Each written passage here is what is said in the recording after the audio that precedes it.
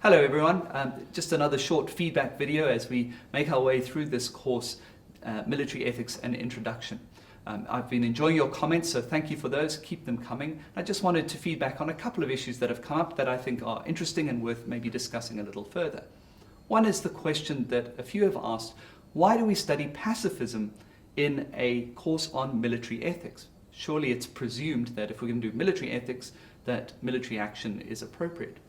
There are two reasons for this.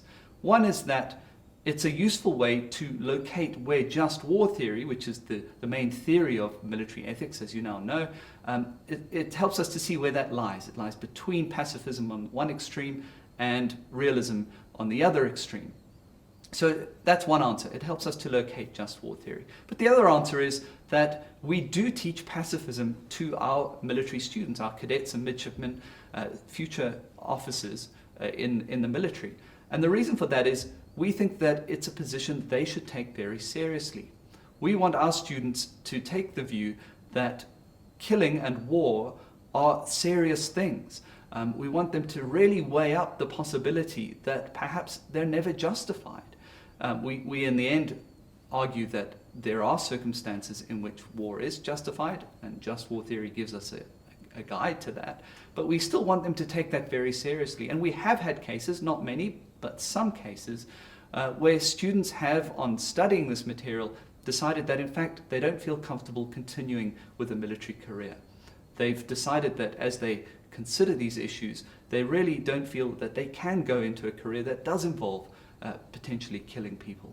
And we think that that's a victory. We think that's a good thing. We would much rather that they made that decision at this point than later in their careers when perhaps it could affect operations that are ongoing, or even after they've done something that they then later will regret for the rest of their lives. So we do think that is important, and that's one of the reasons we do teach pacifism. A second question that has come up, and there's been a lot of discussion around this, and I'm just paraphrasing, I guess, what I think is a theme here, is a kind of frustration at the jus ad bellum part of just war theory. And it is a fact, it's a slightly embarrassing fact, that military ethicists really struggle to find examples of wars that are unambiguously meet the criteria of the jus ad bellum.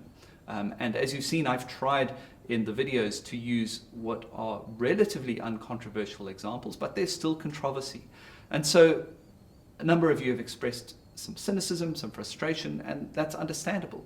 So the question is, why bother? Why do we keep doing that? And I think there are a number of reasons to keep taking these principles seriously. First is the jus ad bellum criteria give us a way to engage with one another about these issues. So, for example, someone mentioned the idea that Kuwait was slant drilling into Iraqi territory, and that was the cause for the Iraqi invasion of Kuwait in 1990.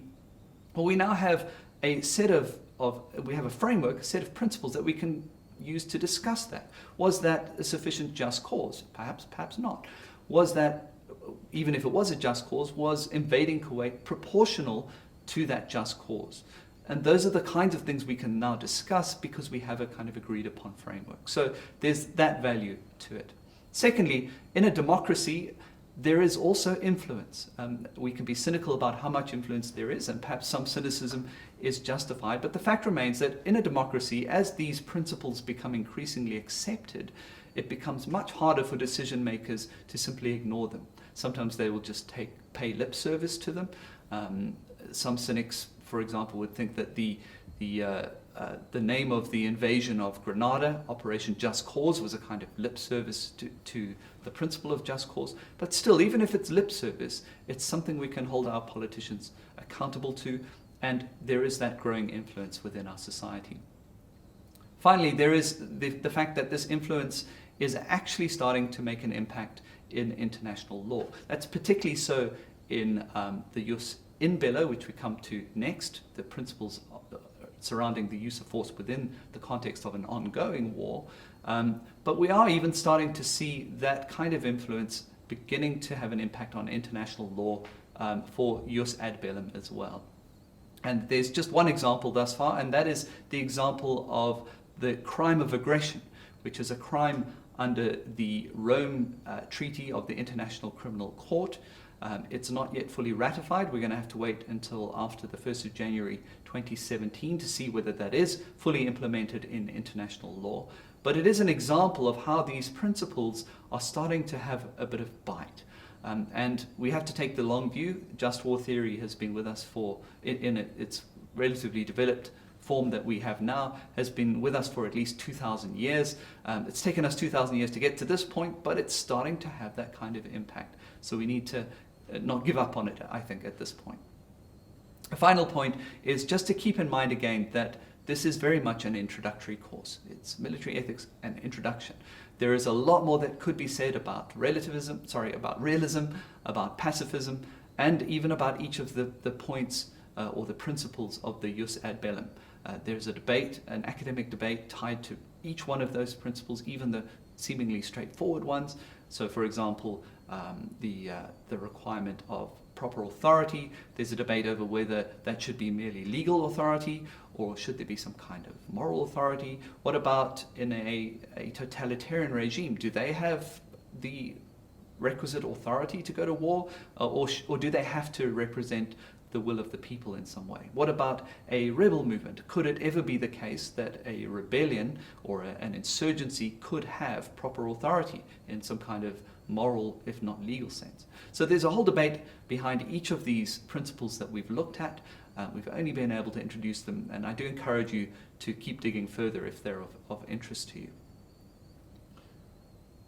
Finally, there are some things related to that. There are some things that we simply just couldn't fit into the course. We had to keep it shorter than I'd initially hoped, so a fair amount of material got squeezed out. We haven't been able to address things like, in this context, jus post bellum, which is a newer part of just war theory. It has less acceptance than the jus ad bellum or jus in bello, but still it's growing in its importance. And that is a discussion about what are the conditions under which the world should be left, or the situation should be left at the end of a war. What are our moral responsibilities when a war ends? That's jus post bellum. And then there's also something called jus ex bello, which is the question of, well, we've looked at jus ad bellum to decide whether it's just to go to war, but shouldn't we be asking the question of whether it's just to stay in a war? Is there a point at which things have changed in which we ought to get out ethically? What does that look like? So there's another debate there. These are things we just haven't been able to squeeze into the course. And so again, I hope that you'll follow up on some of those and keep digging. But it's been great so far. Thank you again for the respect for your fellow learners that you're showing in your comments. Let's keep that up, and let's keep making the best of this course that we have together. Thank you.